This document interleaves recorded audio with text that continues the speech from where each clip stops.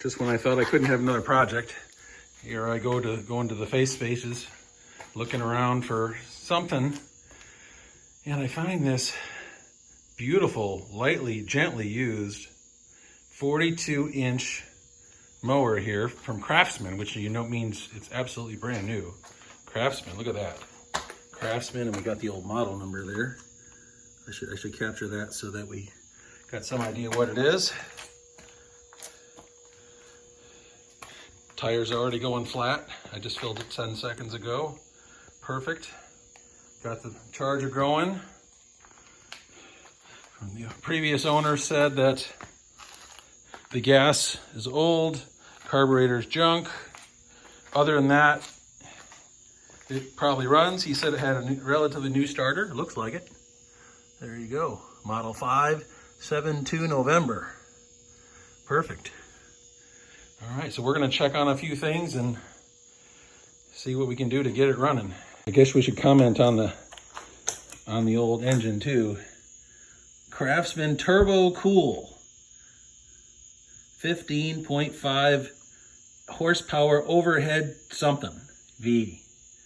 Longer engine life, fuel efficient, smoother running, quiet package. Ooh, the quiet package. I love it. This is a platinum version. Look at that. This is going to be special. And it's a Briggs and Stratton variety. This could be interesting. Hardly any rust. Great. Okay, job number one done. Take off the fuel tank, clean it out, and replace it, and put a new line in underneath. Because the other one was gummed up so badly. Oh my gosh, you should see it. It's just thick. I mean, it's just, you can feel the gunk in it. You can see it in there. I thought about trying to blow it out, but I just don't want to do that to myself. Not when I've got plenty. So, now Jack's job is take off the carburetor and the rest of the fuel line. Look at this beautiful, beautiful air cleaner. It's a good start. All right, and that's coming off next. That Wix oil filter ought to do it. I know Derek swears by these Wix filters. Let's see how it does on a lawnmower engine. Probably way overkill. We're gonna try to take this carburetor kit off. So far, the first screw is here, that brass one. Then that little one there went here. Now we're gonna try to take off this one, and there's another one over here, just like it. And hopefully this will start coming apart. At least that's the goal. I don't see much else there, but this is awfully tight on there. So I'm gonna take a look underneath and see what else is holding this plastic cover on. All right, look at that. Not at all filthy. Look at that thing. Jeez. All right, let's keep going. We're tracking connections like we always do. And so let me put the tools down. We've got 3 connections on the carb here, besides the fuel, of course. I mean, they're all connections. You got this one here, which is the main one, and there's a little spring behind it, and it comes up here. We can get them off, and then there's this one here. Looks like it connects to this guy here for something. Not sure what it does. Looks like it does something over here. And get that off there, and those 2 off there, and then this guy should probably come out. Wanted to get a video of the model number of the Briggs and Stratton motor there. Looks like 28 November 707. 15.5 horsepower. We got it running. It hunts and surges a bit, but it's better than nothing. Got gas in it. Had to clean the carburetor twice. I'll show you. I put this Wix filter on there, a big sucker, and then had to clean it again. Still dirty. Still dirty. It's not bad. These things are a bit sketchy. These controls here, and the choke works really well. The other one, not so much. We're still kind of figuring it out, although it's a lot looser than it was. It was really tight before. That might be the problem, is why it's surging, is we're not quite loose enough on all of our linkage down there. Hard to see. We got these springs and all this other stuff going on. And you can see when you, up it goes and down it goes. It's supposed to, when you do that, then that forces that down, that forces that back. Oop, that scared me. And then when that goes back, this is supposed to go forward. It does not, very easily at least. But yeah, I better put this cover on again, seeing as it's on its last leg. This whole thing's on its last leg. It's kind of fun.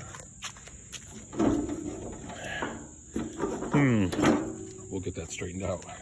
This has to be my favorite part of the assembly so far, of the $50 lawnmower. Here, I got the zip ties.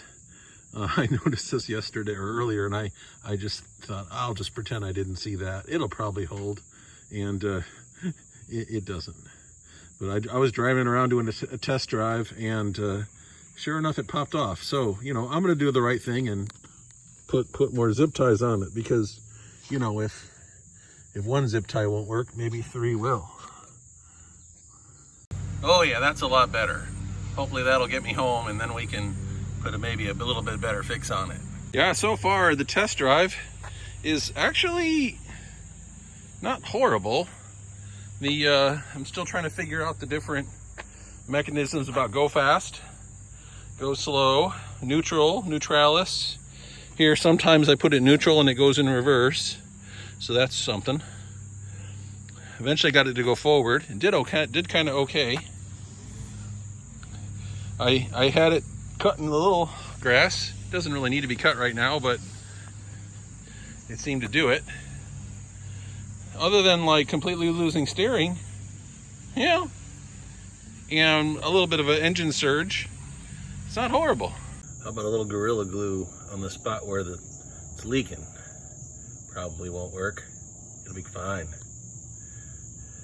And of course we couldn't, our first approach in trying to fix that steering problem, it's got a ball, and the ball's just coming right off.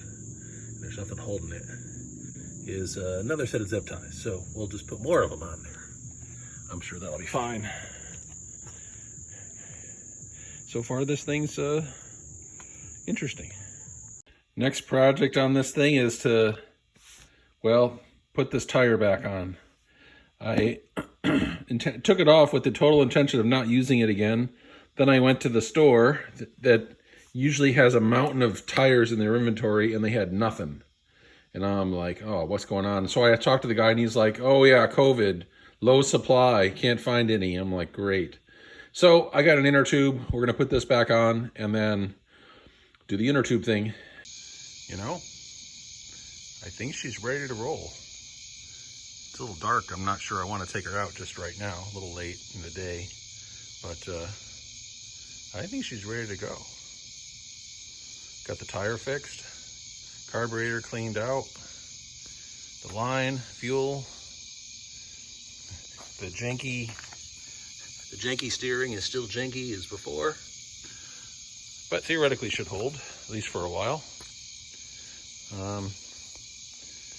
Put a little seafoam in the gas tank to give it a little bit of extra oomph, and we'll take it for a test spin tomorrow.